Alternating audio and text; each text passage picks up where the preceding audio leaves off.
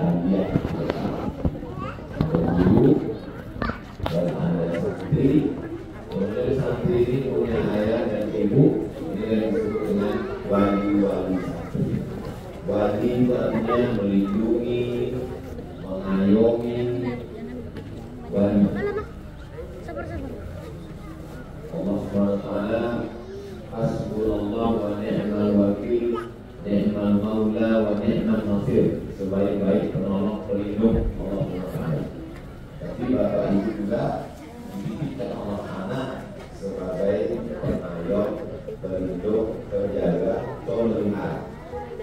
Karena saya sebagai seorang ayah sibuk, tidak sempat menjaga, memelihara, melindungi anak saya, maka saya cari orang yang mampu. Makanya anak saya pun saya masukkan ke sekolah. Nah, saya Mizian Haziq Abdullah, saya masukkan ke sekolah supaya dia dijaga, dipelihara. Jadi poin yang pertama adalah saya sebagai seorang ayah sama macam bapak ibu. Bapak ibu juga sebagai seorang ayah, sebagai seorang ibu yang dititipkan Allah Ta'ala anak, maka anak ini kita jaga, kita pelihara. Tapi kita tidak kuat, tidak mampu, akhirnya kita serahkan kepada yang mampu. Inilah dia ada ustazah yang mengajar di sini, semuanya ustazah, perempuan semua. Kita serahkan. Maka disebut ini dengan ma'had. Ma'had artinya tempat berjanji. Ibu, bapak berjanji, saya serahkan anak saya ini ke Ma'had Az-Zahra. Lalu ustazah, saya sebagai pembinanya, pengasuh Ma'had Az-Zahra, menerima anak bapak dan ibu semuanya. Mudah-mudahan kami bisa mempertanggungjawabkannya dunia akhirat, insyaallah.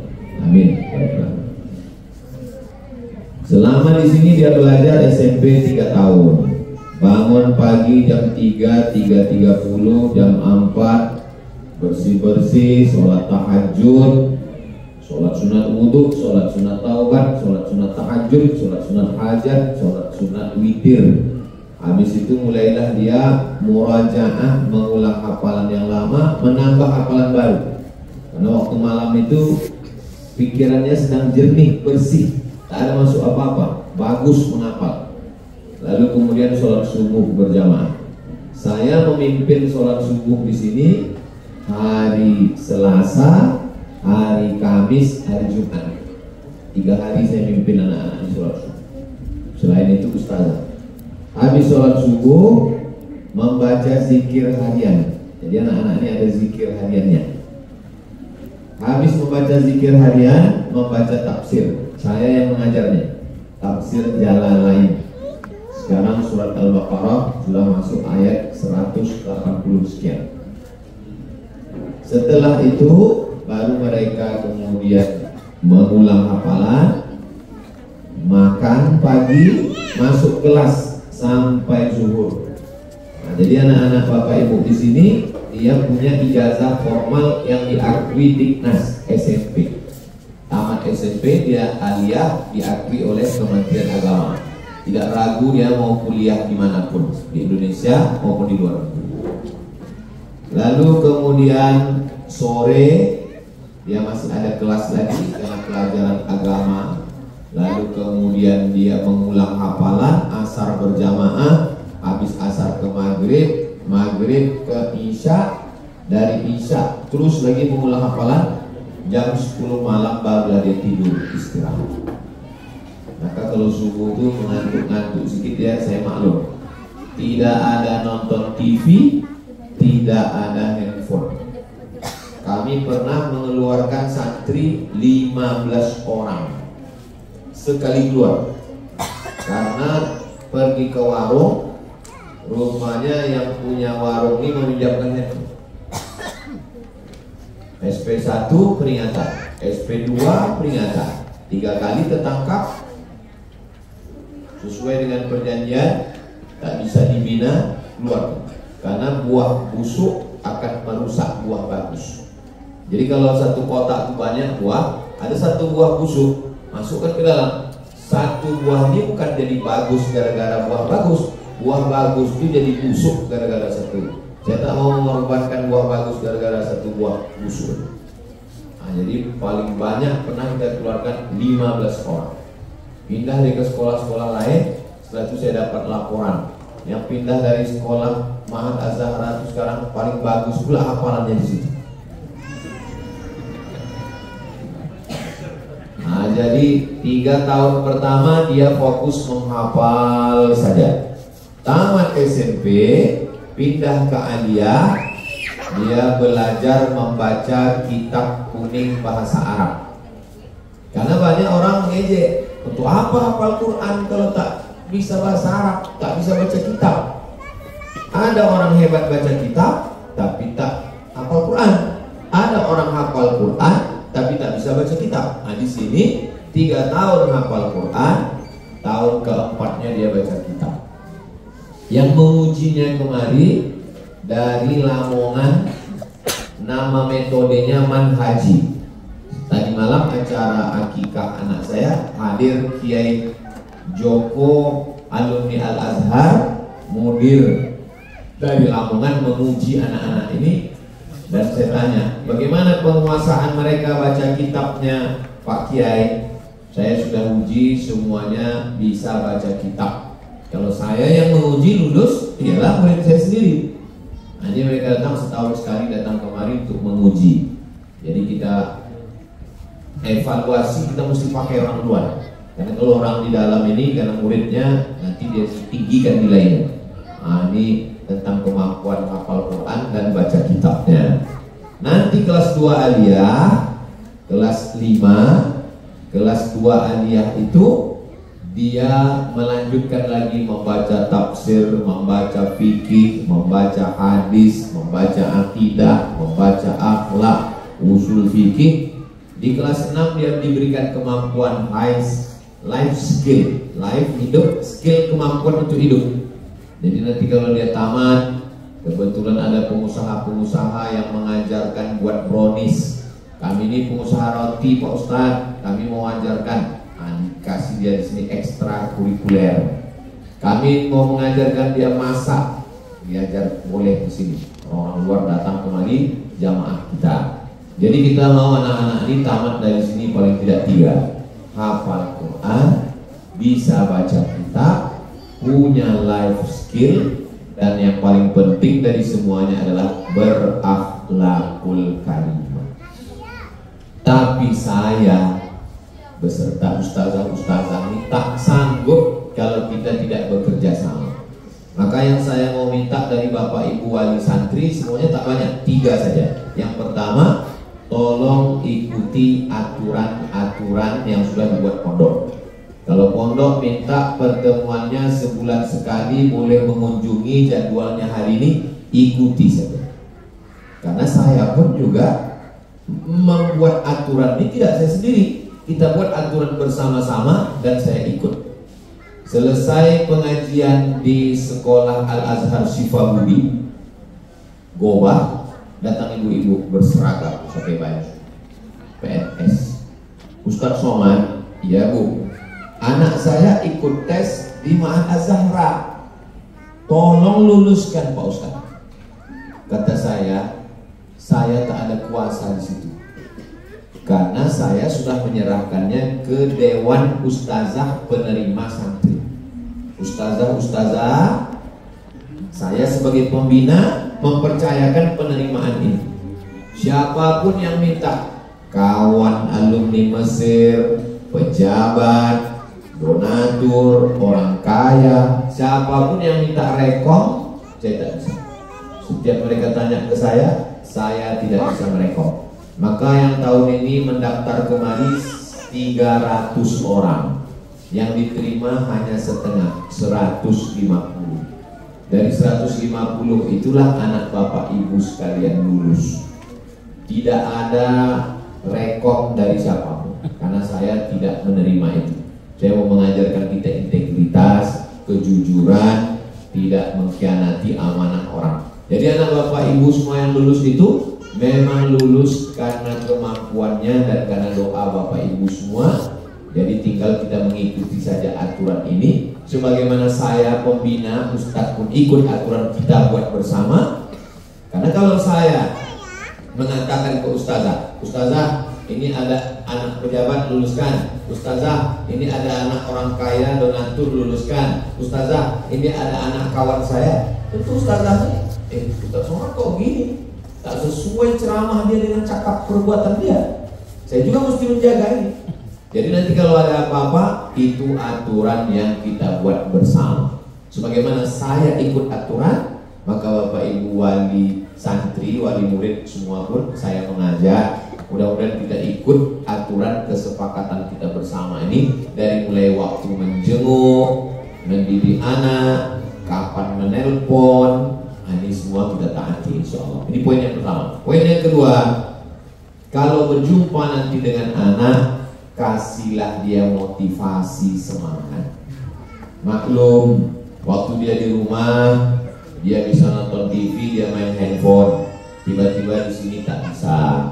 Mungkin waktu jumpa nanti dia mengadu, begitu begini begono, maka kasihlah dia semangat. Semangatnya tentu Bapak Ibu yang bisa memberikan semangat. Kalau kau di luar nanti begini, nah kalau kau nanti masuk ini cabut TV, internet, khawatir kita. Tapi kalau di sini insya Allah pagar keliling dari depan ke belakang 500 meter, dari belakang ke depan 500 meter. Anak bapak dikurung pagarnya 1 kilometer, panjangnya 500 meter, sofa marwah. Siapa yang mau latihan manasik sa'i, lagi lah. Nah, jadi tolong kasih anaknya semangat. Ayah, mak mau balik. Di sini kau bisa dijenguk. Dulu Ustadz Somad itu dia mondoknya di Medan, emaknya di Pelalawan. Saya dijenguk emak saya setahun sekali. Nah, tutup bahan nanti. Ustadz Somad itu dia sekolah di Mesir, berangkat 98, balik 2002, 4 tahun tak balik. Jadi saya alhamdulillah, emak saya memotivasi saya luar biasa. Itulah maka yayasan ini saya kasih nama dia, namanya Yayasan Pendidikan Hajah Memang. Itu kalau ibu bapak lurus terus sebelah kanan ada masjid putih. Masjid itu sudah tinggal finishing lantai. Masjid itu namanya Masjid Hajah Memang, nama emak saya. Kenapa lah Ustadz, nama emak Ustadz, betul lah Ustadz selalu sebut. Karena bagi saya dia bukan perempuan yang hanya melahirkan. Banyak perempuan ini mengandung, melahirkan, menyusukan, mengandung lagi, melahirkan lagi. Bukan melahirkan, menyusukan itu ibadah. Tapi tolong kasih motivasi. Ibu, bapak kasih motivasi supaya anaknya semangat belajar. Sehingga kalau dia semangat belajar di sini, ustazah pun mengajarnya enak. Nanti kalau dia sedang lemah, dia ngadu, dia curhat, kasih dia semangat. Adapun kalau ada komplain segala macam, bisa ke ustazah, bisa ke ustazah Fatimah, bisa ke saya. Saya bukan orang yang menutup diri. Saya di pondok ini 3 hari. Hari Selasa, hari Rabu, hari Kamis, 3 hari. Hari Jumat, hari Sabtu, hari Ahad, hari Senin itu saya di luar, keliling. Tapi 3 hari itu saya di sini. Dan khusus Rabu subuh pengajian terbuka di musola. Jadi sepanjang jalan Kamboja ini ada 4 kali saya ngisi pengajian. Rabu pertama di belakang TK, Rabu kedua masjid sebelah kiri, Rabu ketiga masjid sebelah kanan, Rabu keempat musola dekat kuburan. Jadi kalau ada bapak ibu yang risau, ini saya mesti jumpa dengan Ustadz Somad, jumpai saya di subuh Rabu. Jangan tulis di Facebook, jangan jumpai wartawan, tidak menyelesaikan masalah. Jadi jangan Ustadz Somad itu Ustadz yang tertutup, tak bisa dijumpai, payah. Datang aja subuh Rabu, apa yang mau disampaikan? Tak sampai sampai lidah menyakapkan langsung, tuliskan di kertas. Nah, kita bahas. Semua ada solusinya insya Allah. Jadi yang pertama, percayakan, ikut aturan. Yang kedua, kasih motivasi anak. Yang ketiga, jangan terlalu cemas mengkhawatirkan. Insya Allah pondok ini aman. Dulu awal tahun 2021 bulan Juni tanggal 1 ulang tahunnya Mahat Az-Zahra ini 1 Juni. Awal-awal masuk ada yang kerasukan, diganggu jin. Sesudah kita ruqyah, kita doakan tiap pagi, tiap malam, alhamdulillah tak ada. Sehat walafiat. Anak-anak bapak ibu di sini insya Allah dididik dengan baik. Jangan terlalu cemas karena berita-berita di internet, berita itu ini, apalagi ibu bapaknya suka pula menonton walid, akhirnya kecemasan tingkat tinggi. Saya belum pernah bersalaman dengan santri walau satu pun. Tak pernah saya salaman sama santri. Kalian anak saya, tapi tidak mahram dengan saya. Tanya saya, tak ada orang santri salaman. Dia duduk di situ, saya mengajar di situ. Kalau pertemuan ada ustazah. Kita di sini menetapkan ajaran syariat Islam yang ketat. Jadi tak ada sapu kepala, kau udah macam mana itu tak ada itu. Tak ada. Jadi di sini kalau ada yang macam-macam, SP1, masuk kedua SP2, SP3 apa boleh buat. Tapi bertahap. Kita tidak juga mentang-mentang begitu begini, tidak. Saya ini Bapak Ibu keliling berceramah. Dari lapangan sepak bola, stadion, sampai ke kantor-kantor, polisi, tentara, kantor dinas. Marilah kita perbaiki pendidikan. Tapi saya tak mau cuma ceramah di mimbar di atas pentas aja. Ustaz katanya pendidikan, mana sekolah Ustaz? Alhamdulillah, Mahat Az-Zahra ada. Yang laki-laki Pak Ustaz? Yang laki-laki di Palas, namanya Nurul Azhar. Simpang Bingung, belok kiri sebelum TPU Kopit sebelah kanan. Di Bengkalis, pedalaman, namanya Nurul Azhar Bagan Benio. Di Indragiri Hulu, khusus untuk anak pedalaman, Nurul Azhar di Indragiri Hulu. Nah, itu Seberida sebelum masuk ke Talamau. Di Kota Pekanbaru, di Jalan Bakti ada preschool dan TK Nurul Azhar juga namanya. Mengambil berkah tempat kami belajar dulu Al-Azhar. Di setiap provinsi saya ceramah itu buat sekolah. Di Aceh kawan-kawan alumni Al-Azhar, saya datang mensupport. Saya ke Aceh setahun sekali. Di Sumatera Utara kawan juga, namanya Yayasan Zayan Insani Sejahtera. Di Kalimantan namanya Yayasan Nurul Azhar Kalimantan. Masalah nama kita tidak buat sama, karena bahayanya kalau buat nama satu, rusak semua. Kita nama, silakan namanya apa saja, tapi nama saya ada di situ sebagai penasehat, sebagai pembina, dan saya jenguk setahun sekali. Dulu orang payah masuk pesantren karena mahal, uang bangunan 20 juta. Siapa yang sanggup? Di sini masuk tidak ada uang bangunan. Anak bapak ibu kemarin daftar ulang, ada uang bangunan? Tak ada uang bangunan. Ini gedung yang ada tulisan Mahat Az-Zahra itu 8 miliar. Ini gedung ini 36 kamar, 4 lantai, 17 miliar. Dari mana duitnya? Dari wakaf. Wakaf yang di-share di internet, di Facebook, di Instagram, di TikTok itu kita iklankan. Bapak Ibu dimanapun berada, mari kita support pendidikan. Kirimkan 2-3 sak semen batu bata batu kerikil, dikirimkan orang. Akhirnya jadilah gedung ini 17 miliar. Makanya setiap tamu-tamu yang datang menengoknya macam menengok kucing Anggora.